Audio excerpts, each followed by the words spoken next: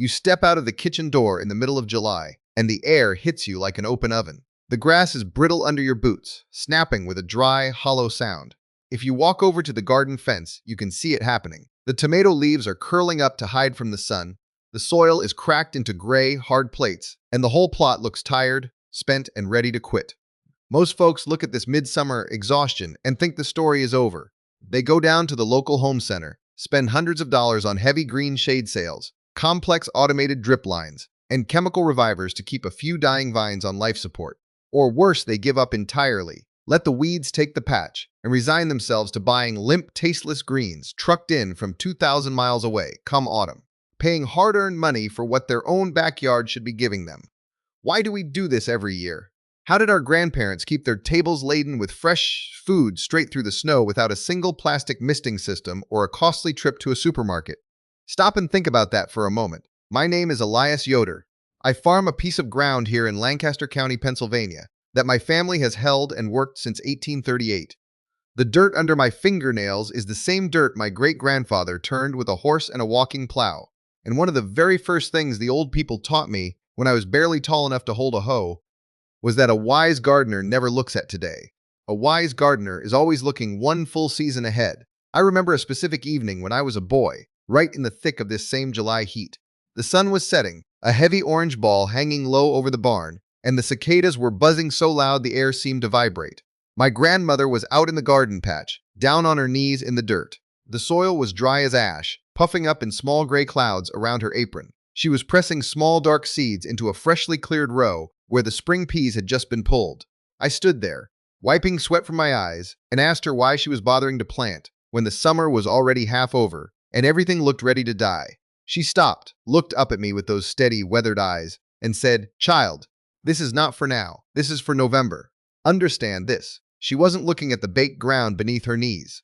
She was looking 3 months down the road, to the time when the killing frosts would sweep through the valley and turn every other garden into a black, frozen waste. While the rest of the world thought the season was finished, she was quietly planting the second half of our sustenance. Now I must give you an honest limit here. This is not a magic trick, and I am not going to promise you an effortless paradise. If you live in a place where the earth bakes into literal concrete and you don't have a reliable well, or if you think you can just throw seeds into dry, untended weeds and walk away, you are going to fail. The heat is a fierce adversary. If your timing is off by even a week, the sun will scorch the young shoots before they can establish a root, or the early autumn cold will catch them before they can fruit. It takes deliberate, focused work, and you will sweat for it. But the old ways work because they align with the natural law. Modern agricultural extensions have studied this for years, calling it photoperiod responsive succession planting. They use complex terms to explain what my grandmother knew by the feel of the soil. As the days begin to shorten after the solstice, the soil holds a vast reservoir of summer warmth. When a seed meets that deep residual heat, it doesn't linger in the dark. It germinated twice as fast as it would in the cold, damp earth of April. The plant races upward, and just as it reaches its maturity, the blazing heat breaks, the cool autumn nights arrive, and the sugars lock into the leaves and roots, making the harvest sweeter than anything you could ever grow in the spring. There are 5 specific crops that thrive under this exact system, things that most people never think to plant in the middle of July. We are talking about hardy string beans that can outrun the summer pests, storage potatoes that will sit in your cellar until next spring, fresh successions of basil, crisp romaine lettuce that actually turns sweet under a frost, and a late wave of summer squash to replace the vines that the bugs have chewed to pieces. But before you can put a single seed into the ground during the July heat, you cannot treat the soil the way you did in the spring. If you use the same methods now that you used in April, the fierce sun will simply bake your efforts into dust. There is a specific, forgotten technique for preparing a midsummer seedbed, a way to trap the deep moisture, cool the earth right at the root zone, and trick the seed into thinking the autumn rains have already arrived. Let me show you exactly how we break the heat barrier and prepare the ground so these 5 crops can thrive. To get a seed to wake up in this heat, you have to change how you look at the soil. In the spring, you are begging the ground to warm up, pulling back the mulch to let the weak April sun hit the bare earth. In July, the problem is the exact opposite. The top inch of your soil is a desert. It is dry, it is baking at over 100 degrees, and if you drop a seed into it and water it from the top, that water will vanish into the air before the seed can even soften. The old people had a method for this, and it is beautifully simple. We call it trench sowing, and it relies on a basic law of nature. Moisture always moves toward the cold stop, and think about how you dig a hole in the summer. The surface is hot and dusty, but if you dig down just 4 or 5 inches, the dirt feels cool to the back of your hand, and it still holds a bit of moisture from the spring. That is where we want our seeds to live, but we cannot bury a small seed 5 inches deep, or it will exhaust its energy before it ever reaches the light. So instead, you take the corner of your hoe and you draw a deep trench, 4 to 6 inches deep, right through the middle of your garden bed. You do not plant yet. First, you take your watering can and you fill that deep trench to the brim with water. You walk away and let it sink into the belly of the earth. Then you fill it a second time. What you are doing here is creating a subterranean reservoir. You are soaking the deep, cool layers of the soil while leaving the hot surface alone. Once that second fill of water has soaked down, you drop your seeds into the bottom of that damp trench. Then, instead of filling the trench back up with the hot, dry topsoil you dug out, you only cover the seeds with an inch of fine, damp soil from the bottom of the trench. You leave the trench open. Understand what this does. The high walls of the trench shade the young seed from the harsh morning and afternoon sun. The water you sank deep down will slowly draw upward through capillary action, keeping the seed perfectly moist from below, while the dry walls of the trench keep the wind from drying out the surface. The seed thinks it is early autumn down in that little canyon. It will germinate in 3 days instead of 7. Only after the plant has grown up past the top of the trench do you gently rake the surrounding soil back around the stems. Now, let us talk about the first crop to put into this system, the string bean. July is the prime hour for a second sowing of bush beans. If you look at your spring-planted beans right now, they are likely looking ragged. The leaves are yellowing, the beetles have found them, and the pods are getting stringy and tough. That is because a bean plant has a natural clock. It wants to produce hard for 3 weeks, and then it intends to die. The beauty of the string bean is that it is incredibly resilient in its youth. The seed is large, it holds a massive amount of stored energy, and it loves warm soil. While a tiny carrot seed will cook and die in the July heat, the bean seed welcomes it. When you direct sow your beans into that damp trench, space them about 4 inches apart. Do not fuss with starting them in trays inside. A bean hates having its roots disturbed, and transplanting them in the summer heat is a death sentence. Put them straight into the dirt where they are to stand. The real secret to summer beans is managing the sun once they emerge. If you live in the north, your work is mostly done. The sun is gentle enough that the beans will grow rapidly and give you a heavy flush by September. But if you are down south, where the summer sun hits like a hammer, that intense light can cause the bean flowers to drop off before they ever set a pod. To prevent this, you use a simple tool that has saved many a southern garden, a light shade cloth. You do not need anything expensive.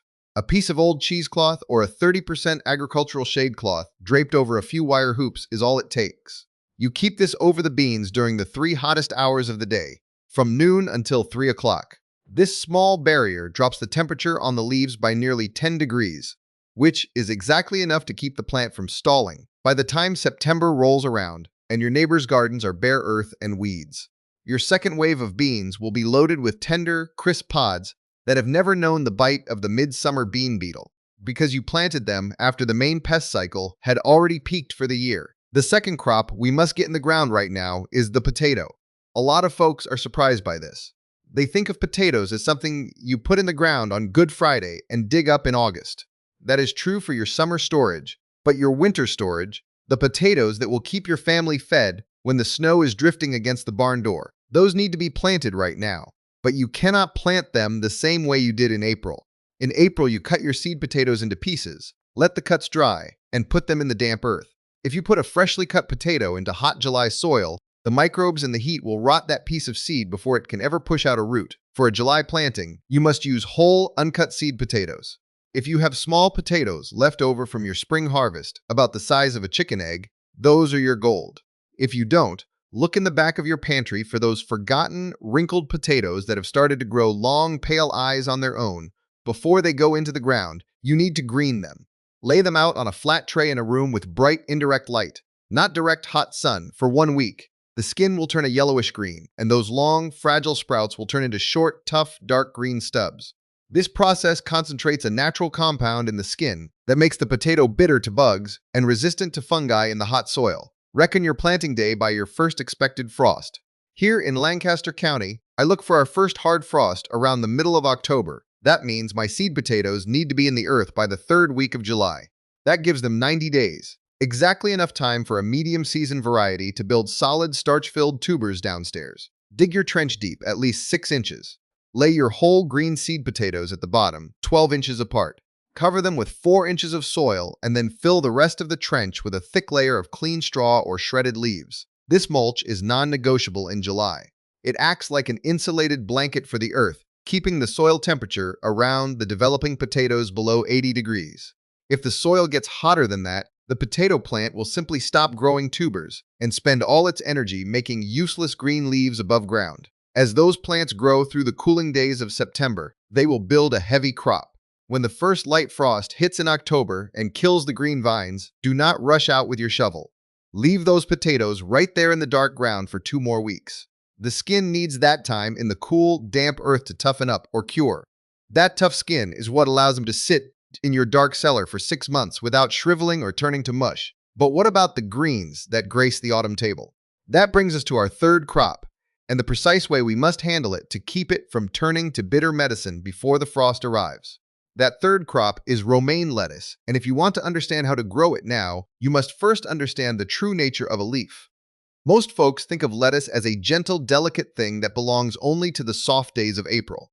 They try to grow it in the summer, the plants shoot straight up like green arrows, turn tough as leather, and fill with a milky sap that tastes like bitter medicine.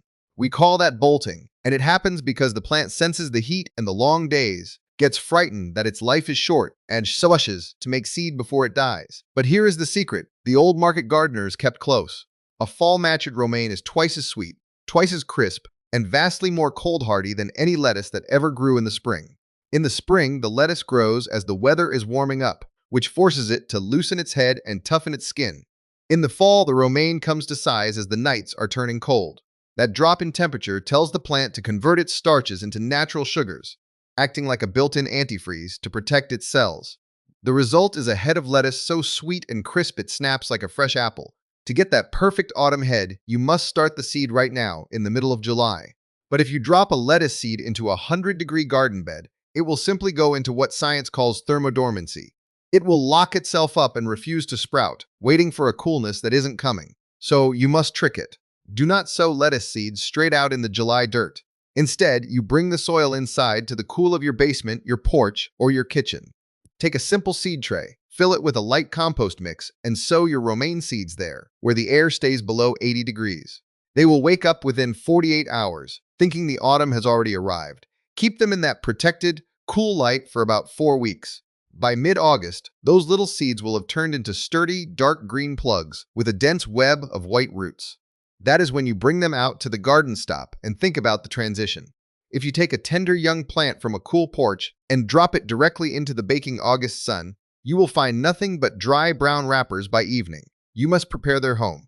Choose a spot in your garden that naturally gets a bit of afternoon shade, perhaps on the east side of your tall tomato vines or your sweet corn rows. When you set those plugs into the dirt, space them a full 10 inches apart.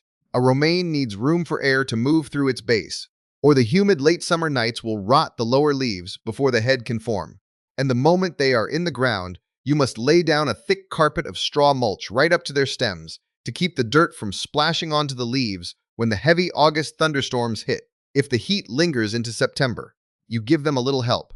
Take a light length of garden fabric, what we call a row cover, and stretch it over some wire hoops above the lettuce. This isn't to keep them warm. It is to keep the burning sun off their backs and to break the force of the wind. Under that cloth, the young romaine will grow steady and strong. By the time October brings the first real chill, you will be cutting heads of lettuce that look like they belong on a magazine cover, and they will keep producing for you clear into the dark days of November, long after the neighbors have forgotten what a fresh leaf tastes like. Now, let us move to the fourth crop that needs your attention this month, basil. If you look at the basil you planted back in May, it is likely looking woody. The stems are thick, the leaves are small and pungent, and it is constantly trying to throw up those purple or white flower spikes. You can keep pinching those tips off, but you are fighting a losing battle. That plant is old, and its clock is running down. July is the hour to start your second wave. Basil is a child of the sun. It loves the heat in a way that lettuce never will. But it needs a constant supply of moisture to keep its leaves soft and full of those sweet oils. For this second wave, you can sow the seeds directly into the ground, using that trench sowing method we talked about. Or you can use a shortcut that my grandmother always favored, cuttings. If you have a neighbor with a healthy basil plant, or if you have one good stem left on your own spring patch, go out with a sharp knife and cut a few 6-inch slips from the tips of the branches. Strip the lower leaves off, leaving just the small cluster at the top, and drop those bare stems into a jar of clean well water on your kitchen windowsill. Within 5 days, you will see bright white roots bursting out from the sides of the stem. In 10 days, you will have a root system robust enough to plant straight out into the garden. This method jumps the seedling stage entirely, giving you an established plant 3 weeks faster than starting from a tiny seed. When you plant this second wave of basil, keep it close to your late tomatoes. They are companions in the dirt just as they are on the plate. The broad leaves of the tomato will give the young basil a bit of relief from the brutal 2 o'clock sun, and the basil will return the favor by drawing in the late-season pollinators with its rich scent. This younger crop will remain sweet, tender, and completely free of that bitter, soapy taste that plagues old, bolted summer basil. You will have an abundant supply of fresh green leaves for your autumn canning and drying, right up until the very night the first true freeze turns the whole patch black. But there is one more family of plants that must be renewed before July slips away. The ones that come up fast, fruit hard, and die young. They are the heavy lifters of the summer kitchen, and if you don't replant them now, your late August table will be a lonely place. That fifth and final group belongs to the squash family, specifically your slicing cucumbers and your green zucchini. Understand the mistake almost every gardener makes with these two. They plant a hill of zucchini and a row of cucumbers in May. And by July, those vines are running all over the yard, loaded with yellow blossoms and producing more fruit than the kitchen counter can hold. Folks think they are set for the year. But if you look closely at those same vines right now, you can see the end is already written. The lower leaves are turning gray and powdery with mildew from the humid summer nights. The squash vine borers are chewing their way into the base of the stems, leaving a pile of green sawdust behind them. The cucumber beetles are spreading the wilt disease from leaf to leaf. A cucumber or a zucchini is a sprinter, not a marathon runner. It is genetically programmed to grow at a frantic pace, throw down a heavy flush of fruit to ensure its seeds carry on, and then collapse.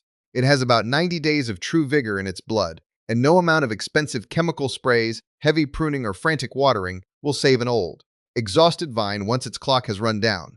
The old market growers never wasted time trying to resurrect a dying vine. They used what we call succession planting. They knew that the only way to have sweet, tender cucumbers for pickles and firm zucchini for baking in September was to have a completely fresh team of young plants ready to take over the field, just as the first team was giving up the ghost. You must clear space for them right now, in the middle of July. Look for the beds where your early spring garlic was just pulled, or where the early peas have finished and left their nitrogen behind in the dirt. Turn that soil over, work in a shallow skin of old rotted manure to replenish what the spring crops took, and get ready to plant for the cucumbers. Seek out varieties that are specifically bred for disease resistance and a shorter maturity date. Look for terms like 60-day pickler or market types that don't require 90 days of perfect weather. When you sow the seeds, use that deep trench method we spoke of earlier. Drop 3 seeds every 12 inches, an inch deep into the damp bottom of the trench. Because the soil is hot, those cucumber seeds will burst out of the ground in 3 days flat. By day 7, they will have their first true leaves. Because you are planting them late, you are entirely missing the first, most destructive wave of the cucumber beetle that emerged back in May. These midsummer vines will grow with a clean, unblemished green that you rarely see in the spring. For the zucchini, you want to plant them in elevated hills, but with a midsummer twist. Dig a hole 12 inches wide and 12 inches deep. Fill that hole with equal parts garden soil and rich, dark compost. Shape the top into a slight mound. This ensures that when those violent August downpours hit, the water drains away from the crown of the young plant, preventing the stem from rotting in the heat. Plant 2 seeds in the center of each hill. Once they come up and show their strength, clip the weaker of the 2 with a pair of shears at the soil line. Never pull it, or you will tear the roots of the one you want to keep. Now, look at the calendar and track the weeks ahead. By the middle of August, your old May-planted vines will be nothing but dry, powdery skeletons, and you will pull them and burn them to get the pests out of your garden. But right beside that empty space, your July-planted cucumbers will be sprinting up their trellises, and your young zucchini hills will be throwing out wide, umbrella-like leaves that are completely free of disease. By early September, you will be picking crisp, solid cucumbers with skins, so tender they don't even need peeling, and zucchini that are firm and sweet, with none of the hollow. woody centers that plague the oversized giants of August stop, and think about what you have accomplished here.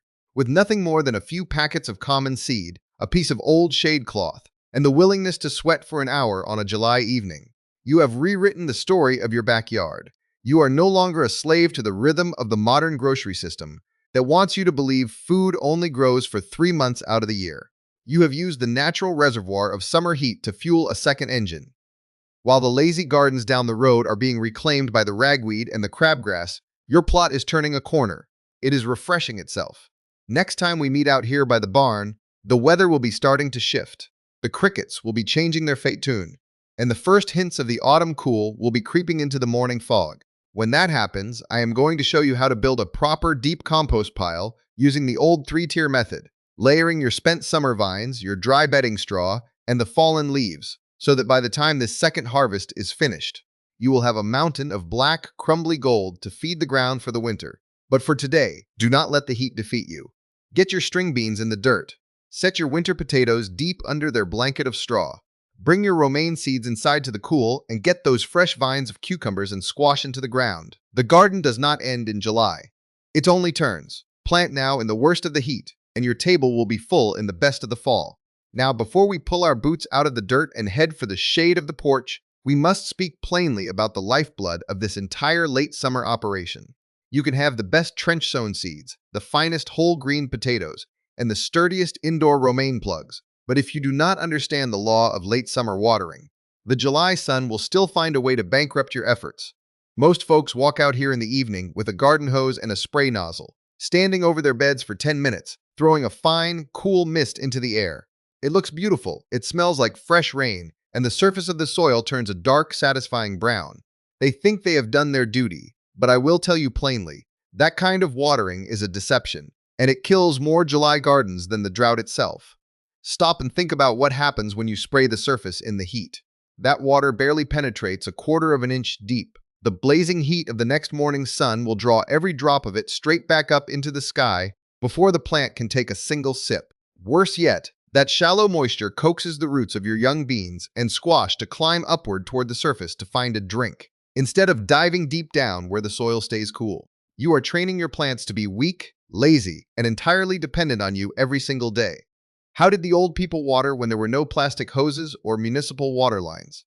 They didn't spray the leaves, they flooded the tracks. When you water your July plantings, you do it once, maybe twice a week at most. But you do it so deeply that the water reaches down past your wrist into the belly of the earth. Instead of spraying from above, take the nozzle off your hose, or use a wide-spouted watering can. Pour the water directly into the bottom of those planting trenches, or right into the basins you dug around your zucchini hills. Let it pool. Let it sit there until the ground drinks it down, then fill it again. What you are doing is a technique the old-timers called substoring. You are forcing the water down 6, 8, 10 inches into the subsoil. The top inch of your garden might look dry as a bone the next day, but underneath where it matters, those roots will be diving deep into a cool, wet pantry. They will grow strong, anchored, and entirely untroubled by a 3-day heat wave because their drinking water is safe from the sun. And remember this rule: never water the leaves of a summer plant if you can help it. The combination of July heat, high humidity, and wet foliage is an open invitation for fungal spores. It is how powdery mildew takes your squash and how blight ruins your tomatoes. Water the dirt, not the leaf. Keep the top of the plant dry and the bottom of the plant soaked. The second thing you must manage right now is your mulch. In the spring, the bare earth is your friend because it absorbs the sun's warmth. In July, bare earth is an open wound. If the sun can see your soil, it is baking the life right out of it. The moment your young string beans and late cucumbers push up past the edge of their trenches, you must wrap them in a protective layer. I do not mean that dyed wood chip mulch you buy in plastic bags at the grocery store. That stuff is for landscaping, not for feeding a family. Use clean, bright wheat straw, shredded autumn leaves you saved from last winter, or dry grass clippings from a lawn that hasn't been treated with chemicals. Lay it down thick, 3 to 4 inches deep, all around your plants, leaving just a tiny breathing space around the main stem so it doesn't rot. Walk down the row and press it down with your boot. That blanket of straw acts like a barrier against the sun's hammer. It drops the soil temperature right at the root zone by up to 15 degrees. Understand what that means for a plant. It is the difference between a root system that is boiling and sulking, and one that is working steady and happy in the cool dark. As that straw slowly breaks down over the autumn, it doesn't just protect, it feeds. The earthworms will climb up from the deep ground to chew on the bottom layer of that mulch, turning it into rich black castings right where your late romaine and potatoes can reach it. You are building the soil for next spring, while you are growing the food for this winter. Look down at your hands. Look at the ground beneath your feet.